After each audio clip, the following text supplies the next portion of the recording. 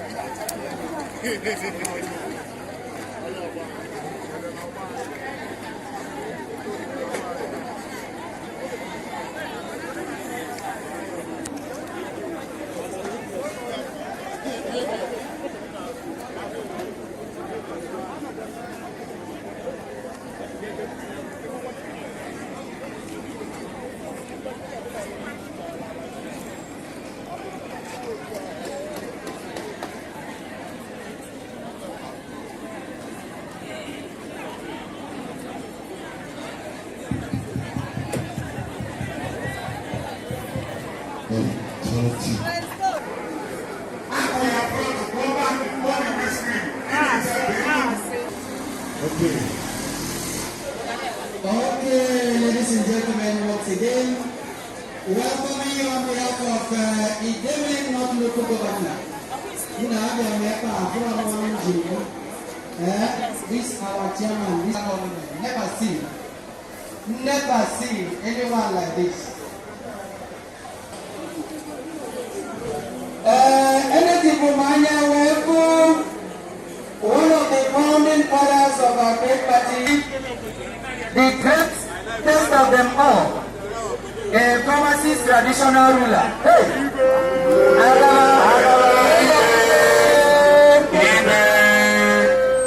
Igwe is a Chomanya, you're welcome, sir. Igwe Inwe Swaga. Hey, Igwe Kaligashi. Igwe Inwe Swaga. Igwe Swaga. Igwe.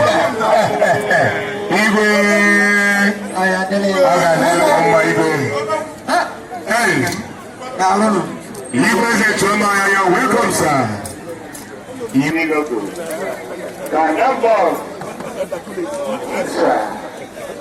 Agwanzu igwe machi ọbụma ọgbakọrọ n'ọgbọ ihe dị iche na-adị ịhụkwa sọsọ ihe na-adị ike na igwe including the chairman of the local government. Yes.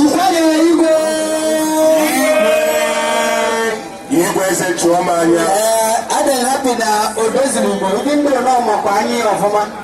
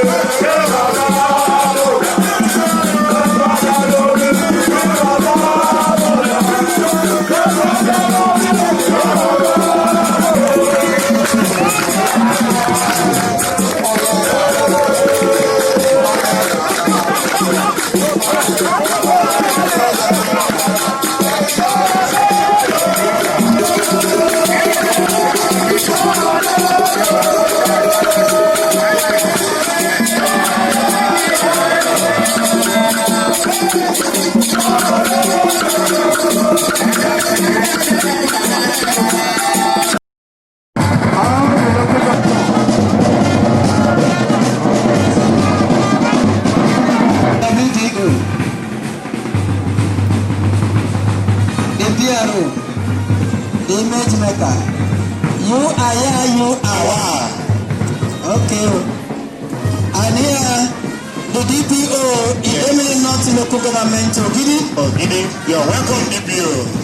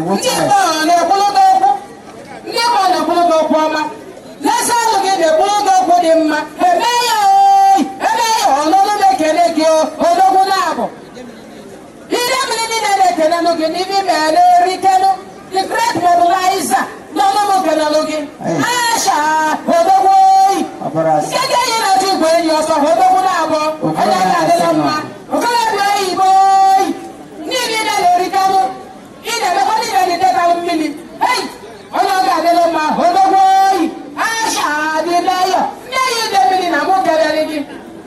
I never got a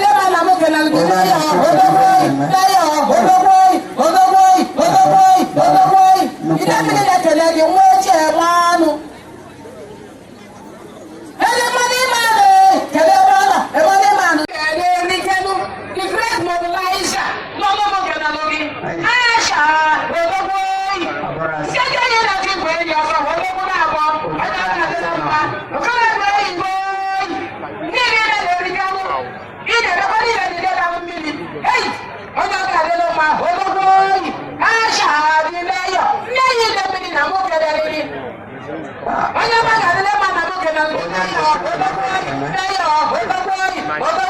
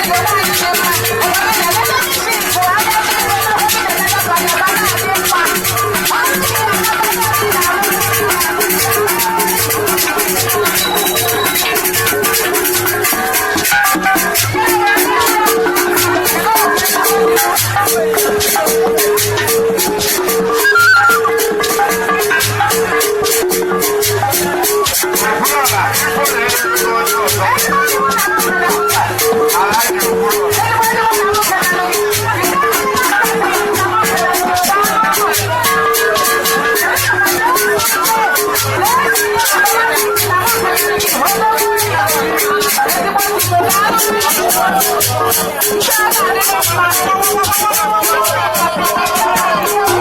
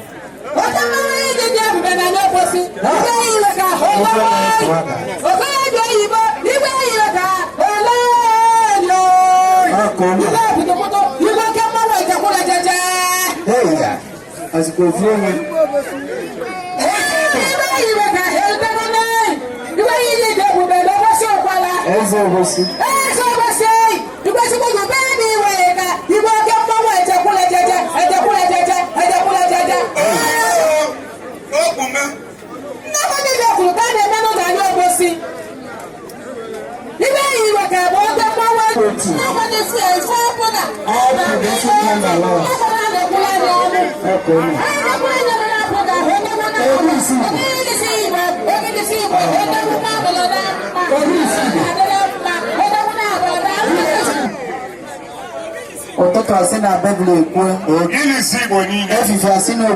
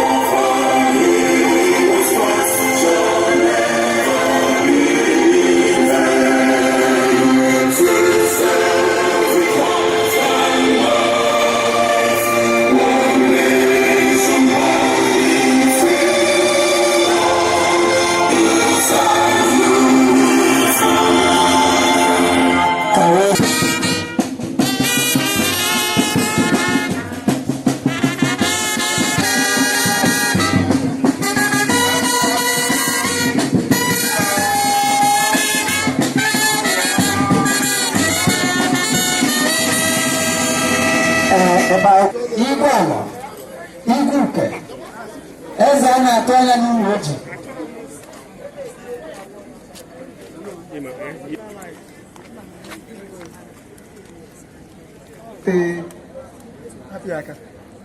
The wife of the governor of Anambra State, Osodieme.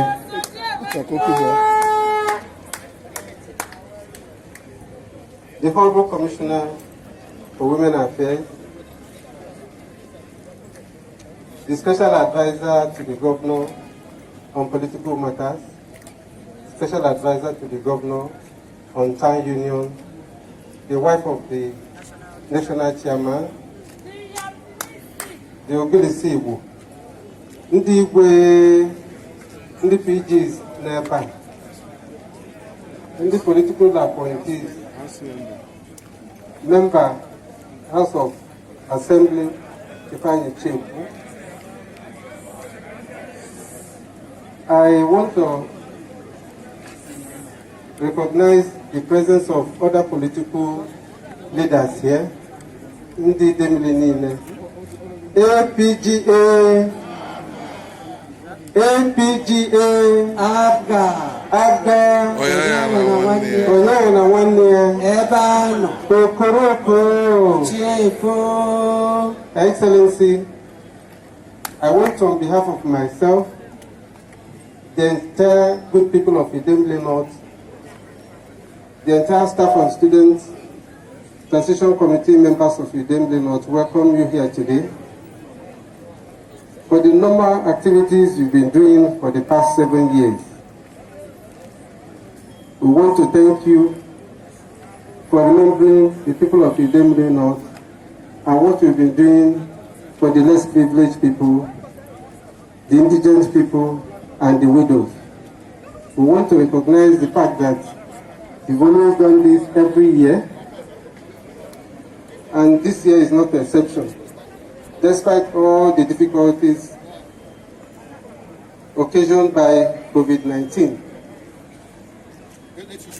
I want to welcome you once again, since I don't have much to say, but to welcome you and thank you for coming.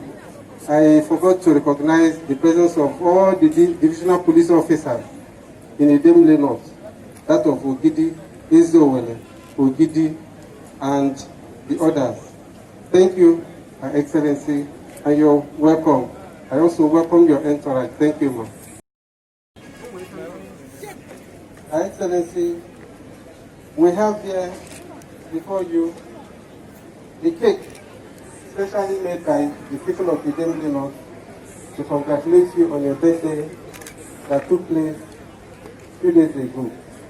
I want to wish you happy birthday, Your Excellency. Happy birthday to you. Happy birthday to you. Happy birthday to mommy. Happy birthday to you. Many more years to you. Many more years to you. Many more years so dear me. Happy birthday to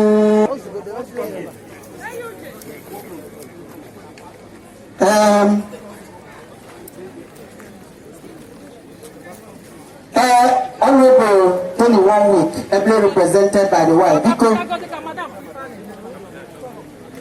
ndị ọbụla nwere ozi ekene baga ekene Her Excellency n'ọlụ ọmụ ya niile in her indomitability, unequivocally enriched in philanthropy and charity through cafe. Biko si weta bi ozugbo kedu Ogochukwu Tony Wanwick. Honorable Mrs. Emegwaneze, Special Advisor on Motor, on Trade and Commerce. Oh yes, Excellency, start over manager with them. I never but I'm going to give to Patros again. Oh, yes. Hey, wonderful. A Doctor of Arts, University of Oh, so GMA personified. A Doctor of Fine and Applied Arts, University of Nigeria, Nsukka. Dalo. Dalo na. Dalo. Chairman, Idemili North Chief Ibeze, Alliance Papeli.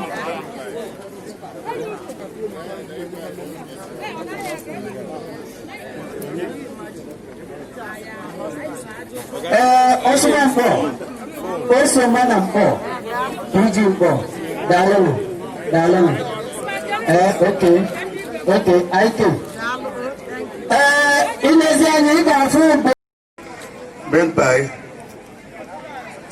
Named by my subject, Honorable Patrick Udo, who is a forefront Apaga steward. He's been on this Apaga for the past years. So I think it's a sign of respect and goodwill for him to make this special cake for our beloved one, our one citizen, First Lady of Anambra State. So may I humbly present this cake to her. Thank you. Thank you very much. Tenya Igwe. Dalono. Igwe Umbano, Dalozeno. Oh, thank you very much.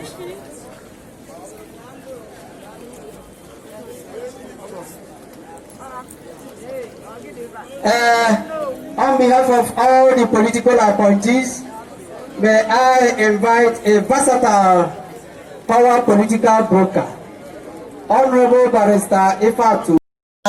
Ndị ọlụ anyị niile nọ n'afọ m ndị SSA na SF niile ndị igwe na-ekelekwa m unu ndị igwe ekele m unu mọmị biko asị m ka ndebe ekele chairman anyị ka ndebe ekele the capacity chairman anyị na nwunye bụ Barrister Sir Asha Nnabuife. Mami na-anya na environment a ọ dị egwu ikwelu nkwa na local gọọmenti ọbụla gbalụ first n'aha na nwere nnukwu pakeji nwere ineghali anya efu na Asha Nnabuife na-agbagote mana ọfọrọ obere rizọt ihe mmelụta na ebe a dịka ana m ekene unu niile ndị ga-afụrụ m unu APGA abụga